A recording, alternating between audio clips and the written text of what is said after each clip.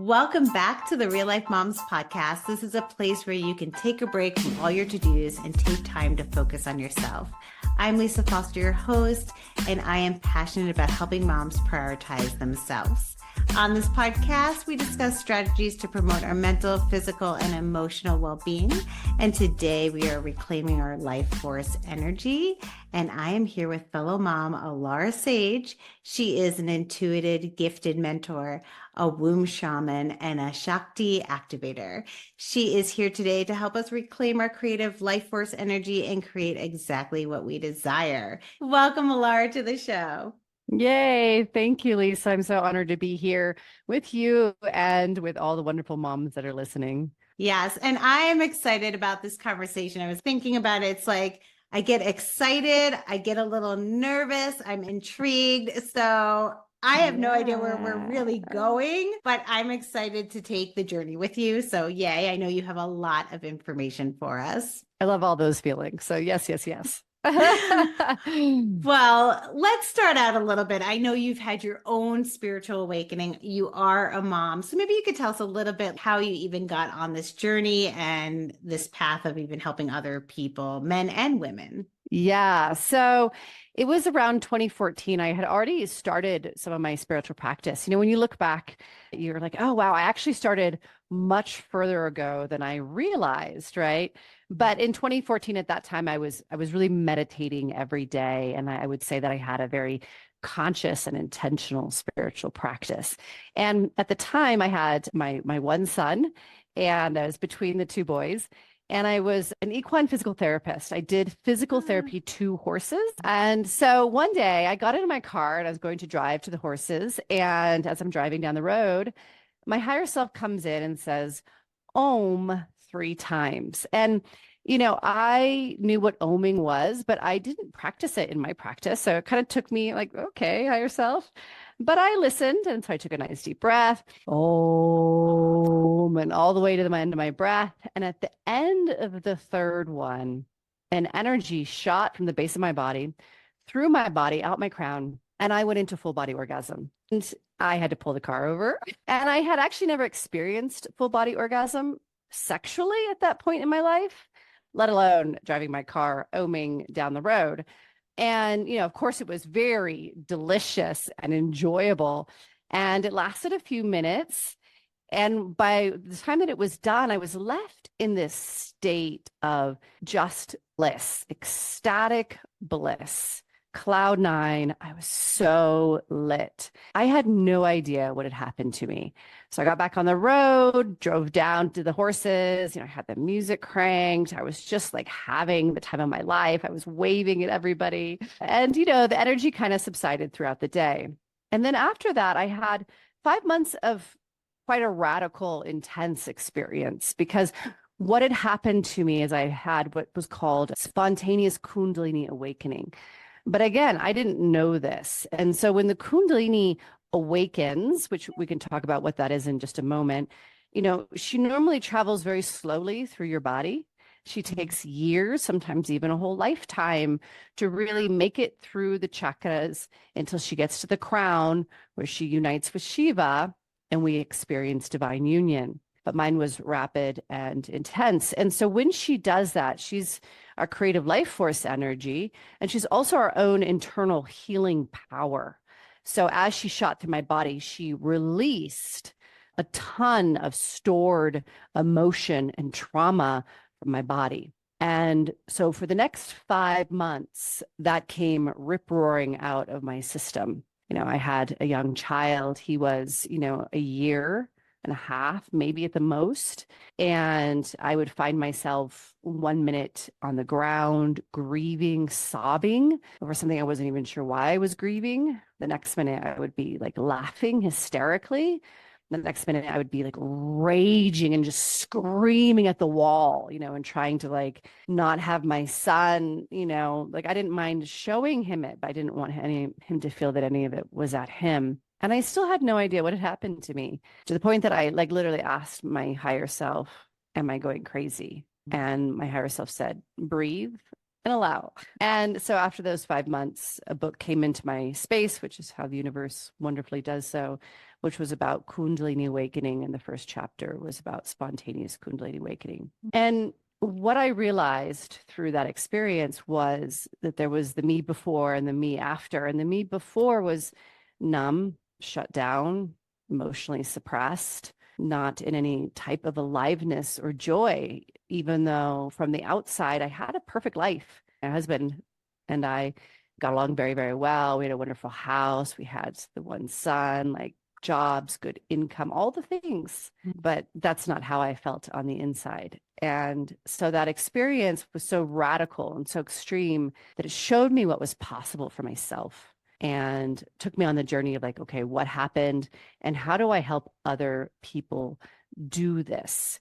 Because I started seeing actually how a majority of people are quite numb, shut down to some extent, and aren't even aware of it like I wasn't. And I can totally relate to that because I remember there was not the whole orgasm thing, although that sounds amazing. However, but the numbness, like I remember going with my husband and the kids, and we went to the botanical gardens, and I had this huge light show. And I just remember seeing everyone's faces and like, oh my God, this is so lovely and gorgeous. And you could like, it was beaming out of them. And I was like, I left like, yeah, that was pretty, but I'm like, I didn't feel any of that. And I said that to my husband. I was like, I don't feel any of that. He's like, wow, you look so happy. You look like you had the best time out of all of us. And I'm like, not at all. Not at all. It's not that I had a bad time, but it's that numbness, I feel like that somehow for me, I think it was within parenting, even though I love being a mom, love it. But somehow I feel like I got kind of stuffed down within that role. And so I guess my question to you is kudos to you, first of all, for like listening to your higher power and yourself and trusting all that. But also, how do moms like myself who maybe don't have as much exposure to that work just start to kind of feel again? Such a wonderful question. You know, it's all about presence in our body. It's about being present in our body and being present in the moment, which the wonderful thing about presence is that your body is always here now. So when we bring our awareness to our body, we start to drop in, although it can take some practice. So I really recommend for any of the listeners who are understanding that they might be shut down or, that they're not present, right? That you start to practice really breathing into your body, breathing into your belly, right? That complete breath where the belly's coming out as you inhale and it's dropping back down as you exhale. And like really feeling that movement of your breath in your body. And if you haven't practiced presence, you won't remain there for very long. But the more that you do it, I always get this like, feeling like, there it is, as I sink into my body. And as we do that more and more and give ourselves that permission to move out of our head, out of the thinking, the to-do lists, especially as a mom, the worrying or the thinking about everybody else, and just gift yourself the breathing into your body, the more you start to open up to feel. Yeah, that's so important. Even just that quiet space of it, right? That, quiet and shutting everything out for those minutes of those breaths too is so important. I love that. So I know you talk a lot about the wisdom of the womb. That's a big area. Can you tell us a little bit about the importance of that and just, even within being a mom and the cycles that it goes through? Yeah, it's amazing, isn't it? Because us women have this incredible organ in our body that literally brings ethereal energy into form. I mean, it's absolute magic. It's so magical. And outside of creating babies, we don't really consider our womb. We have this thing called menstruation, and it's a pain in our butts, and it's uncomfortable. And why do us women have to go through this and men don't have to? And meanwhile, we're missing the point. We're missing our own power. We're overseeing ourselves. We're not seeing the depth of our true femininity and femme power. And, the womb is literally a container of creation. So yes, it created your beautiful babies, mama. And, we're so happy and celebratory of that. And you can use it to create. And you can also use it to connect to that femme power, through the phases of your cycle, and understanding that humans are cyclical, even males are cyclical. We are not meant to live in this go, go, go all the time. And I mean, that's modern society in general, let alone, hello, we have two little kids running around. How does a mama get a break? But as we learn that cycle, those cycles more distinctly, and really understand the power of our womb and the power of our pussy, which isn't just our yoni, it's the entire reproductive system. And like everything that's there, our aliveness, our pleasure, our Shakti, and really connect back into that from a place of honor and reverence. Again, like I said, we connect into our primordial femme power and the power of our ancestors. And we awaken in so much more of an extraordinary way as a woman, and bring that into the lives of our children, right? Bring that into our careers and our businesses, bring that into the world.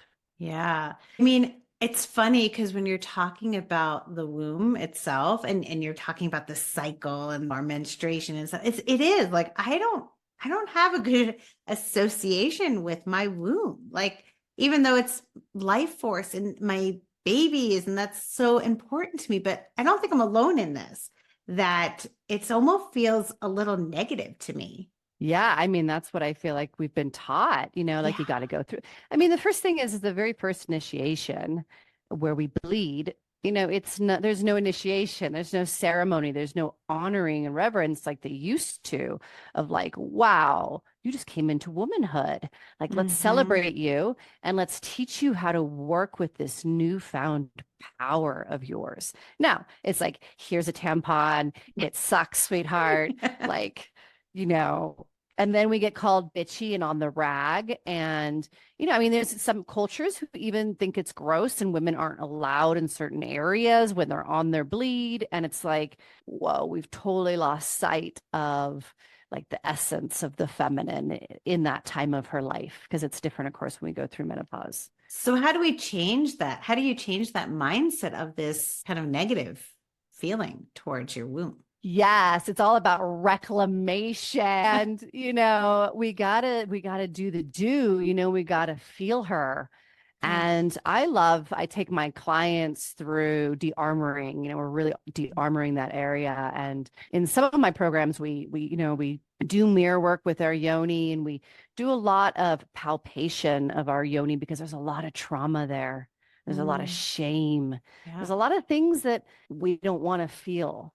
But if we're intimate with ourselves, I'm not saying, going into orgasm. I mean, like just touching yourself just for the joy of like, I want to feel myself. I want to love on her. Like, what does she feel? How does she feel? Oh my gosh, there's trauma from one of my first sexual experiences that she's holding on to. It gets me all emotional, So I teach my clients to have that conversation with their yoni, teaching them how to breathe with their awareness on their womb. And then, beginning to really pay attention to the phases of your cycle. I work with women who are struggling to conceive or retain pregnancy.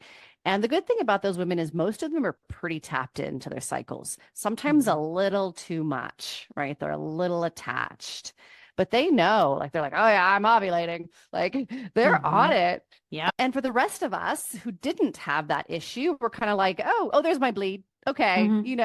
Or like, I think it's kind of around this time, but we don't necessarily pay attention to the different shifts of the phases. And so, it's always first and foremost about awareness, slowing down, starting to, like, I have an app on my phone that I teach my clients to use. It tells you what part of your cycle you're in. So you can start to be like, oh, I'm in my follicular. What does that feel like? What's showing up for me? I'm in my luteal. How does that show up for me? Because each woman is uniquely different and beautiful. And each cycle is different. We have the moons and the planets, and they affect us so deeply. So it's about that awareness of your body, becoming intimate with yourself. I love that. I mean, I have hit menopause, so I don't have all that, which I am going to ask you a question on that. However, I like looking back, I'm like, oh, it would have been so nice, because I did know you could feel the different phases, and things show up in the different phases. But I would have loved to have had a better relationship and an enjoyment of it, actually. So Yeah. that is amazing. And I think all the listeners who are listening now can actually take advantage of this information and start to have a different relationship with those different phases. But for those like myself who are now in a different phase, like we're not having all those different ovulation phases and things like that, we're in menopause. Is there something that we can tap into in that area? Yeah, absolutely. I mean, you're still cyclical, right? Yeah. So I recommend my clients who have moved, are in menopause or moving through menopause to really, begin to notice what changes with the moons. Because Mm. again, the moon is the fem power. She's the feminine. The sun is the masculine. So what happens to you in the waxing and the waning and the full and in the new and tuning into that? But menopause is our most powerful expression as a woman. Mm-hmm. Mm-hmm. And so I just can't wait. I'm not there yet. I Oh so my look forward God. to it. I am so excited to be here. Like, seriously, in Mm, menopause. Like, I remember saying to my gynecologist, I was like, can you just test me? Because I want to be there. Like, that is the place. mm, But I don't know why I wanted to be there. I just was excited to mm. get there. But now what you're saying is like, it's a really, why is it so powerful? Why is it such a powerful place? Yeah, great question. Two main reasons. For one, all of that energy that we were using to Mm. drop the egg, to create the lining, to balance the hormones through this. I mean, that's a lot of energy, Yeah. specifically with like the chemistry. You have this little chemistry scientist in your body, like calculating specificity for these hormones. Obviously not, but it's fun to think of that. And then the bleed every month, which is so powerful. It's a release process, but it takes a lot of energy, and you have much more of that fluctuation of your creative life force energy. So menopause, for one, it's an initiation into your wise woman, and wisdom is the feminine, and she's inexhaustible, and she's so deep and like ineffable. So we really tap into that ineffable wisdom of ourselves, of our ancestors, of the feminine, of the mother, which is, of course, huge. And then you're really in a much more balanced, you're still cycling because everybody cycles, it's human nature, but it's not quite so extreme. Your creative life force energy, that ebb, that flow, that movement tends to smooth out, and you tend to just have more of that deeper creative potential. And I can attest to that. Like I have had massive creative potential since menopause. Like so it's so cool. Like I'll just have all these ideas come to my head Mhm. and energy to do them and so it's so fun to kind of relate that together. So thank you for that. I love hearing that. Now, you talk about life force energy, and is that Shakti? Because I heard you say that before. Yes. So, can you talk a little bit like what is Shakti? Let's get into this life force energy because that's where the creation is. Is that correct? Yes. Yes. So it's known as Kundalini Shakti. So Kundalini is when the serpent, it's serpent energy it's coiled at the base of your body, right above your root chakra is where I find it. There's a couple of different theories on that. And then once she activates, she's Shakti, the goddess Shakti, and she has her archetypes of Durga, Kali, the Saraswati. Those are all archetypes of the primary goddess Shakti. She's our primordial femme, and she exists in all humans. She exists in everything, but men have Shakti as well. It's not just females, it's our primordial femme that exists within all of us. And she's creative life force energy. And so I always say that all sexual energy is also, that creative life force energy, but not all creative life force energy is sexual. Some of it is just pure creative life force energy. And so, as I mentioned before, in the normal process of her evolution as she awakens, which is what I do with my clients, she heals, she opens up the chakras. She knows exactly what to do. She's wisdom, right? She's very, very conscious. She moves through you on her own accord. Don't go pushing her. She'll slap you. And, she really heals us from the inside out and opens us up and opens us back to that wisdom of the feminine. That is so beautiful. So, if people really wanted to learn more about this, because I've heard of like Kundalini yoga. Is that Is that something? Is that not connected to this at all? It's totally connected. Okay. Absolutely. I've never Okay. practiced it. Okay. Actually, I can't Great. say I've never practiced it. I've practiced it like a little bit. You know, there's so many roads to Rome, right? And Yeah. I never dog on any of them. What she's told me is she prefers to do it in her own way because like even a lot of yoga is actually masculine. Oh, And interesting. she again has her own wisdom.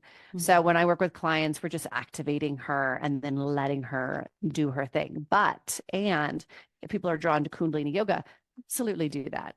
Yeah. Okay. Because I feel like that's maybe where people can hear it a little bit more. Hmm. But yeah, how do people get in touch? What can they be doing to maybe start to tap in or learn more about her? Yeah, I mean, definitely it's about your body, Mhm. right? So again, like being in that moment, breathing into your body. Remember that she is the fem. And so as women, we can really connect to her through our feminine organs and really feeling our body. And one of the ways is, like with kids, they love to dance, right? So it's really good to put on like a really solid rhythm and then just breathe into your Mhm. body and like don't dance, like let your body like tell you how it wants to move, Mhm. right? And Mhm. it'll do all this weird stuff. I was one time like walking, these are my legs. I was like walking like a chicken. I was like, all right. But Yeah. just like breathe and like let your body move you because that breath and that movement are some of those activators of Shakti. But you most likely won't have the spontaneous craziness that I had. So there's Right. no. And we're hoping that people have support if that comes Yeah. comes about. Yeah. But I love that you said don't just dance, like listen to your body and just let it move the way like it just wants to. I feel like a lot of people have like want to have that control over stuff, but that letting go, yeah, there's magic in that. So I love that you said that. Yeah, it's amazing. Our bodies are wisdom.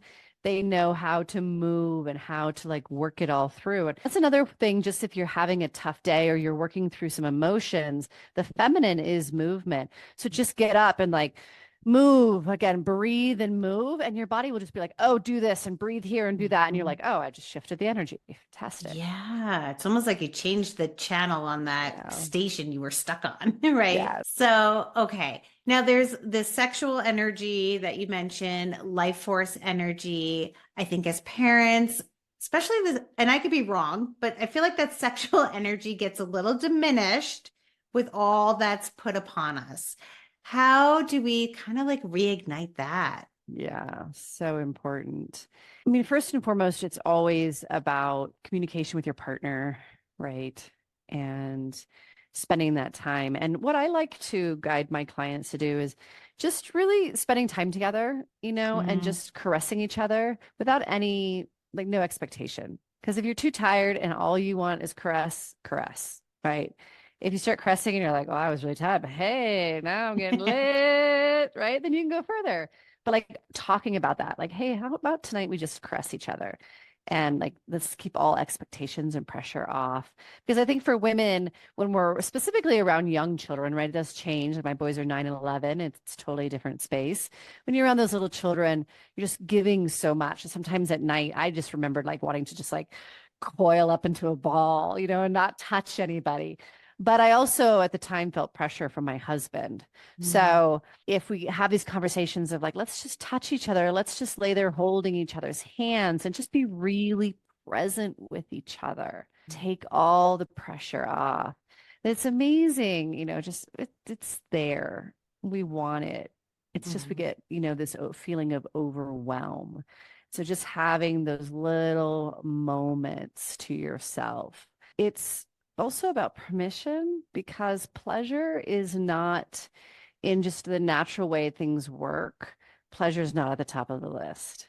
And mhm. yet pleasure is so important. And so it's one of those things that, as that's why I say just come together and just caress. Give yourself permission to make those spaces where even if it's just the slightest bit of pleasure of just having your husband caress you or your partner, whoever it is, you caressing them, something very simple, but you're like, no, I'm going to give myself permission to just be here and enjoy it because we tend to put it way at the bottom of the list. right? Mhm. And it really nurtures us. Not even just sexual pleasure, all pleasure is deeply nurturing to our being. Yeah, it's so true. And when you say that, it's like, right, just like taking time and prioritizing ourselves and self-care, like that gets pushed down to the bottom of the list. But like the pleasure piece also just gets pushed down, whether sexual or not, Mhm. right? Like just pleasure. So I think, yeah, moms need to bring back pleasure in any form, sexual or just life. Yeah, so important. Yeah. So, what would you like moms listening? What is that thing that they can like walk away with and start doing today? Yeah, I mean, again, I want to really emphasize the breathing into the body. And one thing I wanted to say was you can do this at any time. So the power of presence is so incredible. And all of us parents want to be more present with our children. We just do, right? So you can breathe into your body when you're making dinner. You can breathe into your body when you're breastfeeding. You can breathe into your body when you're chasing after your toddlers. You can do it at any time of the day, anywhere. That's the great thing about it is it's free and it's always available. And Mhm. there's really, I like to teach 3 points of presence. So one is the breath and feeling the breath. The second is really tuning into what you're hearing and, sounds or silence. And three, it is feeling a sense of touch. So whether that is like if you're sitting, you can focus on your sit bones touching the chair. If you're standing, it can be your feet on the ground. You can also just, touch yourself, hold your hands, give yourself a hug. You can also tap on your chest, right? Any of this form of touch. And then you just focus on all three of those at one time. Because let's be real, ladies, what do we always say about men? Like only give them 3 items on the shopping list, right? Because our brain does a really good job of focusing on 3 things at a time, and that's it. Mhm. So when all three of those things are here in the present moment, you drop yourself into presence. And then if you find yourself like, oh, wait, now I'm in thought, you've let go of one of those. And so you just recalculate and bring it back in. And again, that can be 2 seconds, two Mhm. breaths, let it go, carry on. But if you do that regularly throughout the day, it changes you so much. You start to really notice when you're present, when you're not. You start to yearn for that presence and you start to take it even deeper. It's almost like these little reminders throughout the day to kind of almost be in the moment, really. Yes. Yes, Yeah. exactly. Easy, free, accessible. Awesome. Yeah. So where can the listeners find you and what do you offer? Yeah. So they can find me at alarasage.com and Alara Sage across the social medias as well. And I work with women, like I said, who are struggling to conceive or they conceive, but they can't retain the pregnancy. I work with women with sexual trauma. I work with men and women, actually. I work with both men and women to learn how to use their sexual magic, their sexual energy magically. And it's very practical magic. I'm a very practical magic person. And I teach people how to really create exactly what they want, no matter the obstacles, using that creative life force energy and really being centered in our heart space. I'll have all that in the show notes. And what is something that you really wished you knew as a mom that you know now, but you wish you knew then that you want to just share with the audience? Yeah, it's really that you're raising yourself through your children. So I learned this fairly early on, but I didn't know it when my boys were really young. And so every time, your children hit age, new kind of a new cycle, you're facing that version of yourself at that age. Mm. So it's really powerful to have that awareness because you can really see your stuff come up of your little child moving through that era. And it gives you the opportunity to rewrite that story for yourself through that process. And then, of course, you do it differently for your own children. Wow, that is something that is so powerful. It's so true. Seeing that, as your child is going through maybe a stage, and almost sometimes you're projecting something that happened to you that has actually nothing to do with them. So that is such a great takeaway, I think, for any parent out there. Yeah, it's definitely transformed myself and of course my boys too. Yes. Well, thank you so much for sharing all this wisdom and all the insights that you offered us today. It is really made me think of things just kind of differently. And I almost want to go back to certain phases of my life and just rewrite them, honestly, and just reconnect with those different places in my own self. Thank you so much, Lisa. And I'm truly celebrating you in your menopausal phase and your wise woman crone. Yes, all those women out there that are about to hit menopause, it's an amazing, magical place. Well, this was such an eye-opening episode. I absolutely love talking to Alara. Make sure you check out the show notes for all her resources that she offers. And let's start that simple practice of just taking a few breaths and really feeling into our body and embracing that life force energy that's in all of us. And until next week, make sure you keep taking time for yourself because you matter.